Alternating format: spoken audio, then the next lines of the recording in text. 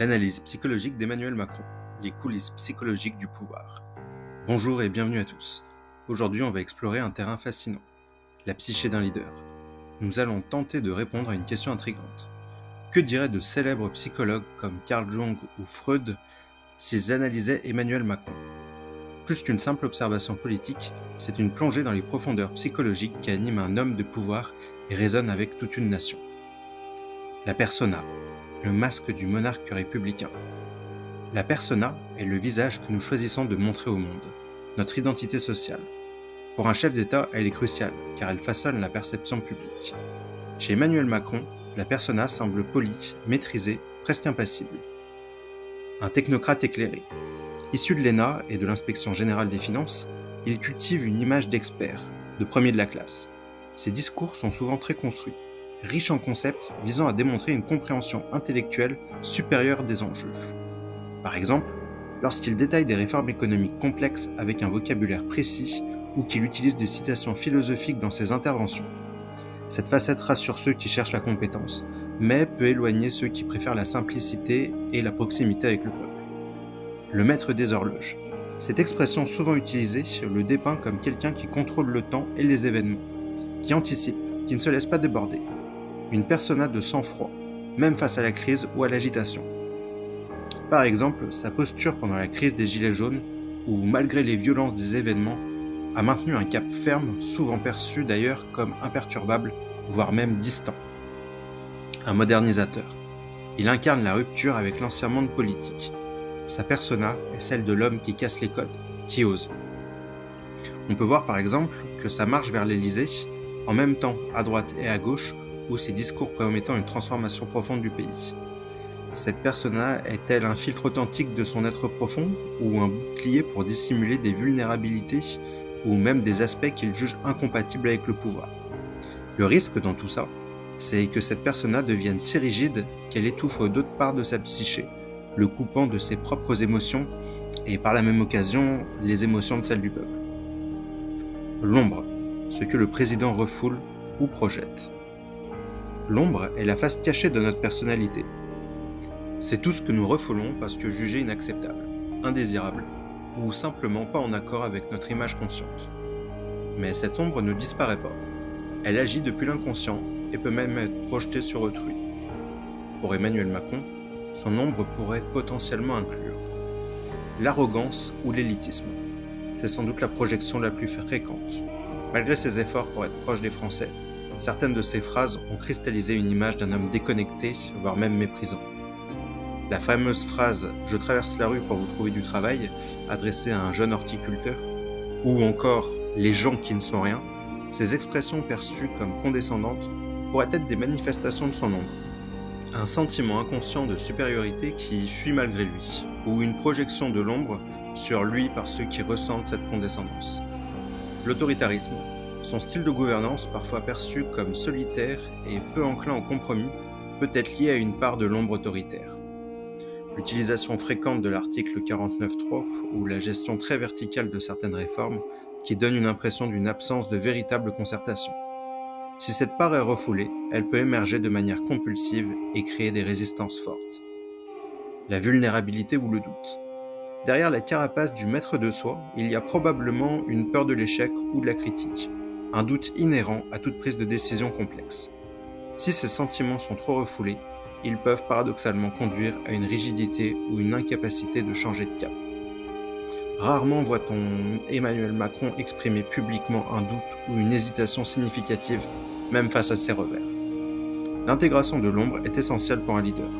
Cela permet de passer d'un comportement réactif et inconscient à une action plus consciente et authentique, capable d'embrasser la complexité humaine. Les archétypes, les forces universelles à l'œuvre. Les archétypes sont des motifs primordiaux de l'inconscient collectif qui influencent nos comportements et nos perceptions. Pour Jung, les leaders politiques incarnent souvent des archétypes puissants, ce qui explique pourquoi ils résonnent si fortement avec la psyché collective. Nous avons par exemple l'archétype du roi, du dirigeant. C'est le plus évident. Macron incarne la souveraineté, l'ordre et le pouvoir. Son désir de prendre des décisions fortes et de s'affirmer comme le garant de l'État est une manifestation claire de cet archétype. Son insistance sur la verticalité du pouvoir Son image jupitérienne assumée au début de son mandat, qui visait à restaurer une certaine majesté présidentielle, la perception de sa légitimité repose en partie sur cette incarnation du roi. Il y a aussi l'archétype du héros, sa trajectoire politique fulgurante, sa promesse de refaire la France et de surmonter les obstacles du passé. Le héros est celui qui part à l'aventure, affronte les dragons. Là, ce seraient les problèmes du pays, et vise la transformation. Son combat pour la réforme des retraites, présenté comme un passage nécessaire pour le pays, malgré l'opposition populaire massive. C'est, en tout cas selon lui, le héros qui persiste malgré l'adversité. Il y a également l'archétype du sage, de l'intellectuel. Son penchant pour l'analyse, la stratégie, la pensée complexe, et sa capacité à débattre avec éloquence le lie à l'archétype du maître à penser. Il cherche à comprendre et à expliquer le monde de manière rationnelle. On peut prendre pour exemple ses longues conférences de presse ou ses entretiens détaillés dans lesquels il décortique des enjeux géopolitiques ou économiques avec une grande précision. Emmanuel Macron a également un anima peu intériorisé. L'anima pour un homme représente les qualités féminines intériorisées. L'intuition, l'émotion, l'empathie, la réceptivité. Une bonne intégration de l'anima permet un leadership plus sensible, inclusif et adaptable. Et pour Emmanuel Macron, les critiques sur le manque d'écoute ou la froideur perçue pourraient justement suggérer qu'il ne l'a pas bien intégré. Sa rationalité et sa volonté dominent excessivement au détriment de l'empathie et de la capacité à se connecter émotionnellement avec les préoccupations profondes des citoyens. Quand il tente des approches plus empathiques, elles sont presque à chaque fois perçues comme forcées. L'individuation, le chemin vers le soi du leader. L'individuation, c'est le processus central de la psychologie jungienne. C'est le voyage vers la réalisation de soi, l'intégration de toutes les parties de la psyché, conscientes et inconscientes, pour devenir un individu complet et unique. Pour un leader comme Emmanuel Macron, ce processus implique confronter et intégrer l'ombre. Au lieu de nier ou de projeter ses aspects négatifs, il vaudrait mieux les reconnaître et les intégrer, permettant de dépasser les réactions défensives et d'agir avec plus d'authenticité et de liberté. Cela pourrait se traduire par une plus grande acceptation de ses erreurs ou de ses limites. Il faudrait également équilibrer les archétypes. Ne pas se laisser absorber uniquement par le roi ou le héros, mais aussi laisser s'exprimer le serviteur, le guérisseur, et d'autres archétypes qui favoriseraient une plus grande connexion avec le peuple et une gouvernance plus holistique.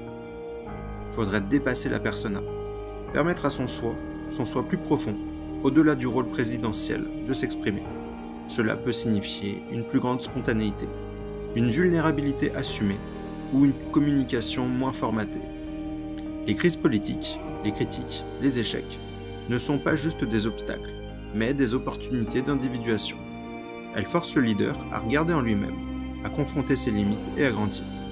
Un leader plus individué serait potentiellement plus résilient, plus authentique et plus en phase avec les besoins profonds de la nation. Passons maintenant à l'un des piliers de la psychanalyse freudienne, le complexe d'Oedipe. Ce nœud psychique fondamental dans l'enfance détermine nos relations à l'autorité, à la rivalité et à l'amour. Freud aurait été fasciné par la manière dont ce complexe pourrait se rejouer dans la vie d'un homme de pouvoir comme Emmanuel Macron. Pour Freud, la relation à la figure paternelle est cruciale. Le désir de tuer le père, symboliquement pour prendre sa place, caractéristique de l'Oedipe, est ici particulièrement frappant. On peut se pencher sur les figures tutélaires qu'Emmanuel Macron a côtoyées. On pense par exemple à son professeur de théâtre, figure intellectuelle et initiatrice. Et bien sûr, dans le champ politique, à un certain François Hollande, président qu'il a d'abord servi, puis dont il a fini par dépasser l'héritage pour prendre le pouvoir. L'exemple le plus parlant est sa campagne de 2017. Son positionnement radical contre les figures politiques établies, avec sa volonté de dégager l'ancien monde. Le mouvement En Marche n'était pas juste un nouveau parti. C'était un bulldozer qui détruisait symboliquement l'ordre des pères politiques de la droite et de la gauche. Cette soif de créer son propre ordre en balayant le passé pour être vu comme une révolte oedipienne sublimée. Un désir inconscient de s'affirmer en se débarrassant des figures d'autorité préexistantes. La figure maternelle et la relation à Brigitte Macron. L'autre versant de l'Oedipe concerne la figure maternelle. La relation d'Emmanuel Macron avec Brigitte Macron, son ancienne professeure bien plus âgée que lui, a souvent fait l'objet de commentaires. Freud se serait sans doute interrogé sur la dynamique inconsciente de cette relation. Le choix d'une partenaire qui fut une figure d'autorité de transmission et de protection dans sa jeunesse, pourrait être interprétée d'un point de vue freudien comme une tentative d'inconscient de résoudre ou de rejouer des aspects du complexe d'Oedipe. Ce n'est pas un jugement de valeur sur leur relation, c'est simplement une grille d'analyse qui explore la possibilité d'une quête inconsciente d'une figure maternelle ou protectrice à travers le lien amoureux. Les symptômes, quand l'inconscient agit en scène publique. Pour Freud, les répétitions dans la vie, les moments de blocage ou les comportements énigmatiques sont souvent des symptômes. Ils révèlent l'action de l'inconscient, des conflits non résolus qui ressurgissent.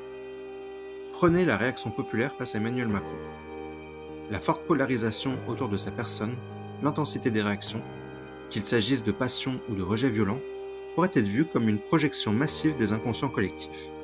Mais aussi c'est le reflet de dynamiques inconscientes qu'il active lui-même chez les autres. La récurrence de contestations sociales fortes sous ses mandats en est un exemple frappant. On pourrait se demander si cette confrontation quasi systématique n'est pas, pour le leader, le théâtre inconscient d'un conflit intrapsychique non résolu qui se rejoue encore et encore sur la scène publique. Son besoin affirmé de faire face et de tenir bon, malgré la tempête, pourrait être une réponse à des angoisses profondes et inconscientes, plutôt qu'une simple stratégie politique. Le pouvoir, loin d'être une simple gratification, peut devenir un miroir grossissant des névroses de chacun. En explorant la personnalité d'Emmanuel Macron à travers le prisme de la psychologie, on ne cherche pas à juger, mais à éclairer les dynamiques psychologiques profondes qui sous-tendent son leadership. C'est une invitation à regarder au-delà des apparences, à comprendre les masques, les ombres et les forces archétypales qui façonnent non seulement nos dirigeants, mais aussi la manière dont nous les percevons. Cette analyse nous pousse aussi à nous interroger sur nous-mêmes. Quels archétypes nous gouvernent? Quelles ombres nous empêchent d'avancer? Si cette analyse psychologique vous a passionné, n'hésitez pas à liker et à partager la vidéo. N'hésitez pas non plus à vous abonner pour plus de contenu.